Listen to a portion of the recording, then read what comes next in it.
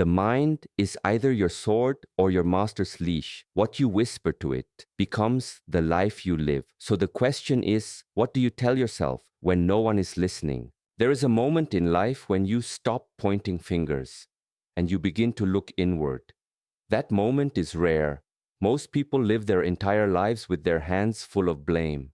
Blame for their parents, blame for the world, blame for the economy, their past, their pain, even for the weather. They carry this blame like a shield, not realizing that it is actually a cage. Because blame, though it feels like protection, robs you of all your power. It says, I am not responsible for what I am becoming. And once you say that, you give your life away piece by piece, like a man trading gold for dust. True power does not arrive with a sword. It arrives with a mirror. When you look at your reflection and say, it's on me now. When you begin to take responsibility for your energy, your focus, your reactions, something ancient awakens inside you. You stop begging for someone else to fix your life. You stop hoping for someone to understand you before you understand yourself. You stop waiting for peace to come from outside and you realize peace is something you build through daily discipline. Power is not the ability to control others. Power is the ability to master your own choices, your own mindset, your own path. You can live in a toxic home. You can grow up in noise, in pain, in betrayal. But even then, especially then, you have a choice to own how you respond. And this choice makes you dangerous to anything that wants to keep you small. The moment you begin taking responsibility for your reality, you stop being a victim. Not because the pain didn't happen, not because you had a perfect life, but because you understand the direction you move now is yours to choose. No one is coming to carry you up the mountain. No one is going to sit you down and hand you your future. If you do not stand up and claim your time, your focus, your breath, your body, then the world will consume it without asking. You must wake up every day and remind yourself, I am not here to repeat history. I am here to rise from it. You must train your energy like a warrior sharpens a blade, cutting away distraction, entitlement, and self-pity. Those are the illusions of the weak. And you were not made weak. Every time you blame, you give your power away. Every time you complain, you speak defeat over your future.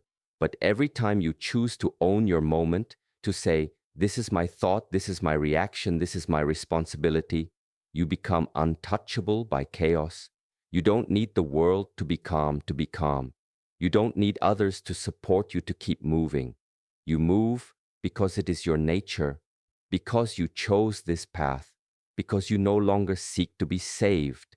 You decided to build your own rescue. So tell yourself this every day before the world even touches you. I am responsible for my energy. I am responsible for my peace. I am responsible for what I allow to live in my mind. These are not just words, they are commitments. They are reminders that this life does not belong to your fears or your excuses. It belongs to your hands. Even when the world goes dark, you must carry your own fire, because when you own yourself completely, no one can ever own you again. Pain does not come to punish you. It comes to awaken you. But because we are trained to run from discomfort, to label anything unpleasant as bad, we miss the sacred message hidden inside every wound. Pain is not the enemy. It is the instructor that life sends when you have ignored all the gentler whispers. When the soul speaks softly and you do not listen, pain raises its voice, not because it hates you, but because it is the only language strong enough to shake you into truth. The problem is not the pain. The problem is your relationship with it. When you see it only as suffering, you collapse under it. But when you understand it as refinement, as evolution, as transformation, then you begin to train with it, not against it. Every warrior has scars, and every scar tells a story of something survived. But the deeper truth is that the strongest warriors are not the ones who avoided pain. They are the ones who sat with it, breathed through it, learned from it, and allowed it to burn away the illusions they once clung to. Pain does not just hurt you, it cleans you, it burns away weakness, it exposes your untrained areas, it shines a light on your attachments, your fears, your expectations. It shows you where you still resist reality, and where there is resistance, there is ego, and where there is ego, there is suffering. So pain becomes the purifier, not of the body, but of the mind. When you experience pain, ask yourself, what is this trying to teach me? Not, why me? That question makes you a prisoner. What for? That is the question of a warrior. You begin to see that pain was never your opponent. It was your silent coach. It was trying to remind you that growth does not happen in comfort, that the muscles of your mind, your spirit, your patience, and your faith, they do not expand unless stretched by fire. Even in nature, growth demands breaking. A seed cannot become a tree unless it cracks open. A sword is not born sharp. It is forged with flame and struck with steel. Why then would you expect your soul to evolve without pressure? We live in a world that teaches us to numb pain, to medicate it, to distract from it, to scroll past it. But avoidance does not heal, it hides. And what is hidden grows heavier. Pain that is not faced becomes pain that controls. You must learn to breathe through your discomfort, to sit still when your emotions beg you to run, to hold space for your sorrow without judgment, to bow to the teacher even when the lesson feels cruel. That is strength. That is self-mastery, the ability to feel deeply and still not collapse. There is a warrior inside of you who has walked through silent battles the world will never see. The world may have only seen your strength, but pain was the one that shaped it. Do not curse the fire that hardened you. Do not hate the winter that taught you stillness. Instead, listen. Pain always speaks. It says, this is where you must train. This is where you are still holding on. This is where freedom begins. And if you are wise, you do not turn away. You bow to it. You breathe into it. You let it shape you into someone who cannot be broken by the same things twice. Because pain, when embraced with awareness, becomes your sharpening stone. It does not soften you. It sculpts you. It does not destroy you. It returns you to what is real. Not the image, not the story, not the expectations, but the raw, honest truth of who you are when everything else falls away. That is why you must not fear pain. You must welcome it as the guide it is, the sacred voice that shows you the parts of yourself still waiting to be trained.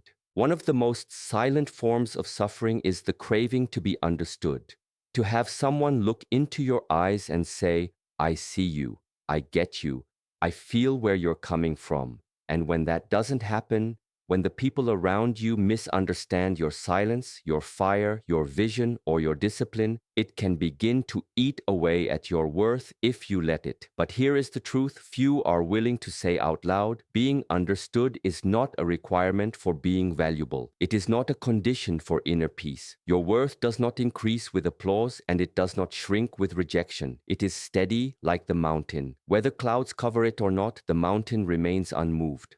You were not born to be understood by everyone. Some people have never walked through the kind of pain you've survived. They've never fought your battles, never carried your silence, never held your depth. So how can they understand you? They cannot. And yet, here you are, still breathing, still walking forward, still building yourself in the quiet. There is more strength in that than in any loud approval. The warrior does not shout for attention. He moves in discipline, knowing that his path is not made for crowds. There will be times when your growth confuses people. Your peace will offend them. Your boundaries will be called cold. Your self-respect will be labeled pride. Let them think what they will. What matters is not their understanding. What matters is your alignment. There is a certain freedom that only comes when you stop chasing validation, when you no longer need someone to agree with your truth before you live it. That is where your power begins, because now you are not moving for praise, you are moving from purpose. You are not explaining your soul to people who don't even listen. You are not shrinking to be palatable. You are not translating your essence into a language that others can tolerate. You have decided that being seen is not more important than being real. And once you step into that space, a different kind of peace settles in. Not the peace that comes from everyone liking you, but the peace that comes from no longer needing them to. When you understand that your value is not negotiable, you stop waiting. You stop waiting for someone to understand your vision before you act on it. You stop waiting for permission to rise. You stop waiting for someone to clap for you before you train, before you sacrifice, before you discipline your mind. You do it because that is who you are. You do it because you are loyal to your evolution, even when no one is watching, especially when no one is watching. The quiet warrior builds in the dark, and when he steps into the light, he does not need to explain how he got there. He just keeps walking. Tell yourself daily, they don't need to see it. I still believe in it and mean it. Say it when your family doesn't understand your boundaries. Say it when your friends think your silence is strange. Say it when the world demands you justify your peace. You don't need to be loud to be right. You don't need to be seen to be strong. And you don't need to be understood to be worthy. When you walk with truth in your chest, it doesn't matter if the crowd turns their back. You know who you are. You know what you're building, and no amount of misunderstanding can take that away. People spend their lives chasing peace as if it's hidden somewhere far away, in a mountaintop retreat, a quiet room, a perfect moment where the noise finally stops. But this is the first illusion. Peace is not something you find. It is not something the world gives you. It is something you build, something you forge in the fire of your own restlessness. It does not arrive when everything is calm around you. True peace is born when you learn to be still even in the middle of chaos. It is not the absence of noise, it is your mastery within it. And if you do not train your mind to be quiet while the storm rages, then you will forever be controlled by the winds of the outside world. The mind, if undisciplined, is a wild animal. It runs, it fears, it panics. It lives in anticipation of what could go wrong. It clings to comfort. It fights discomfort. And in this constant movement, it burns through your energy, robs you of clarity, and keeps you chained to emotional reactions. You cannot wait for peace to arrive from outside because the outside world does not care about your stillness. The world is loud. People are unpredictable. Pain is inevitable. Disappointment is part of the path. If you are only calm when things go your way, then your peace is not peace, it's dependency. But when you learn to return to stillness, no matter what is happening, you become untouchable, unshaken, like a rock beneath the river, grounded while the current flows over it. This is the path of the inner warrior. He does not beg the world to be silent. He trains his breath.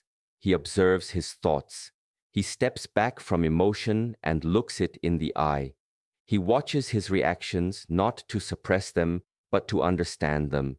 And through this daily observation, through this quiet mastery, he carves a space within himself where no fear can enter. That space is peace, not something given, but something earned, forged, sculpted. It takes effort to sit in silence when everything inside you wants to run. It takes strength to say nothing when your ego wants to speak. It takes discipline to choose calm when your world offers you chaos. But this is how peace is built. One conscious breath, one delayed reaction, one still moment at a time. Most people try to control the outside world to feel safe on the inside, but this is like trying to calm the ocean by grabbing the waves. It is impossible. What you must do is become the deep water beneath the surface, still, steady, unaffected by the winds above. This does not mean you don't feel. It does not mean you avoid life. It means you choose how you respond. You stop allowing your emotions to hijack your spirit. You stop giving your power to every opinion, every insult, every inconvenience. And instead, you begin to protect your peace like it is sacred, because it is. The more you return to yourself, the more you breathe through your chaos instead of reacting to it, the more you begin to understand a great truth. Nothing outside of you can bring lasting calm. Peace is not a location, not a possession, not a lucky day. It is a skill. It is the result of training your awareness, softening your reactions, deepening your breath. Peace is forged in the way you rise every morning despite yesterday's storms. It's forged in the way you carry yourself through conflict without letting it become your identity. It's forged in the discipline to pause, to reflect, to see clearly, and to choose wisely, even when your emotions tempt you to do otherwise. Peace is not a gift. It is a responsibility, one you must recommit to every day, in every moment, in every breath. There is a common illusion in this world that freedom is the absence of structure, the absence of rules, the ability to do what you want, when you want, how you want. But real freedom, lasting freedom, does not grow in chaos. It grows from discipline. The truth is, without discipline, you are not free. You are a slave to your mood, to your cravings, to your fears, to your past, to your excuses. Discipline is the key that unlocks the prison of emotional impulse. It is the quiet force that removes you from the mercy of your lower self and reconnects you with your highest potential. There is no mastery without it. There is no clarity, no strength, no peace without it. Freedom is not doing whatever you feel like. Freedom is doing what is right, even when it is not easy. Every day, you are offered two paths, comfort or commitment, and each choice carves your future. The comfortable path is always there, soft, tempting, effortless, but it comes with a price. That price is your power. When you choose what is easy again and again, you lose the sharpness of your mind. You become a servant to your desires. You stop growing. You trade your potential for temporary relief. Discipline, on the other hand, demands presence. It demands effort, structure, awareness. It's waking up early even when the body wants to sleep. It's staying focused when the mind wants to wander. It's practicing when no one is watching, training when there's no praise, showing up when it's inconvenient. This path may feel heavy, but it is the weight that builds muscle, the tension that creates resilience, the repetition that forges mastery. You must train your mind like a warrior sharpens his blade. If you do not condition it, it will become dull, reactive, weak. You will find yourself making decisions based on emotion, quitting when things get hard, seeking shortcuts instead of truth. But when you build discipline into your bones, your mind learns to obey purpose, not pleasure. You are no longer moved by laziness or doubt. You do not require motivation to act. You act because it is aligned. You move because it is who you are. This is real strength, not loud, not boastful, but unshakable. A quiet consistency that outlasts every distraction. Discipline does not steal your freedom. It gives it back to you. Because when you have trained your mind, when you have built habits that align with your values, when your body follows your will instead of resisting it, then you are free. Free to create, free to focus, free to move through the world with purpose. Discipline clears away the noise so you can hear your own spirit. It removes the excuses so you can see your own power. It is not punishment, it is purification. It is not control, it is self-respect. Every act of discipline says, I am not here to live by default, I am here to live by design. You do not rise by accident. You rise because you refuse to stay where it was easy. You rise because you practiced, trained, fell, and got back up again and again. Discipline is the reminder that your future is shaped not by what you hope for, but by what you do, by the small decisions that no one sees, by the effort that feels invisible. And even when results don't show right away, even when the path feels slow, discipline keeps you grounded. It keeps you focused. Because you understand, freedom without structure collapses, but freedom born from discipline expands. And the more disciplined you become, the less power the world has over you. You no longer react, you respond. You no longer wait, you initiate.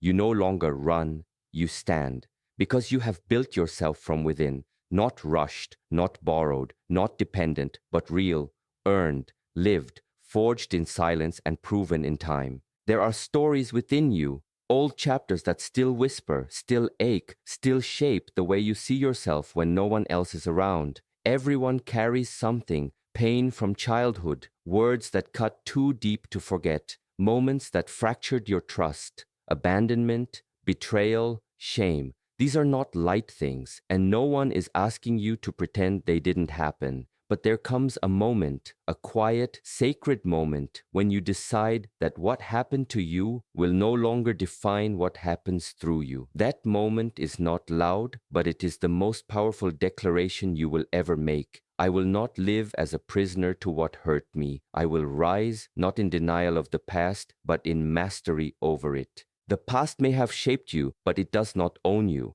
The people who broke you do not get to write your future. The pain that silenced you does not get to steal your voice forever. You are not here to carry your trauma like a crown or a curse. You are here to transmute it into strength, into wisdom, into the fire that fuels your discipline and your peace. But this cannot happen while you stay stuck in blame, while you keep looking backward, waiting for the people who hurt you to say sorry. Some will never say it. Some are too broken to understand what they did, and some are no longer even alive. Will you wait forever to be free, or will you take your freedom now, not by forgetting, but by transforming? Victimhood is not just about pain, it is about identity. And once you identify with your wounds, you begin to live in them. You start to expect less from yourself. You begin to repeat the same cycles. You justify your anger, your fear, your self-sabotage by pointing to your past. But that is not healing. That is self-imprisonment dressed as self-protection. True healing does not mean the memory vanishes. It means the memory no longer controls your behavior. It means you've seen the wound, faced the darkness, and chosen to carry the lesson, not the weight. It means you no longer seek revenge through your pain, but redemption through your discipline. You must train your mind to stop using your past as a reason to play small. Life is not giving you a second version of your story. What happened cannot be rewritten, but who you become because of it, that is unwritten, that is still alive. That is where all your power lives. You must sit with the younger version of yourself, the one who felt unseen, unloved, unheard, and not abandon them again. You do not abandon them by suppressing the pain. You abandon them by clinging to it, by refusing to let them evolve, by dragging their fear into your present choices. Let them grow. Let them become strong through you. Let them speak through the version of you who is no longer stuck in survival. This choice is not easy. It takes work to separate from your old identity. It takes discipline to wake up each day and say, that story does not rule me. That pain does not steer me. That version of me is not my limit.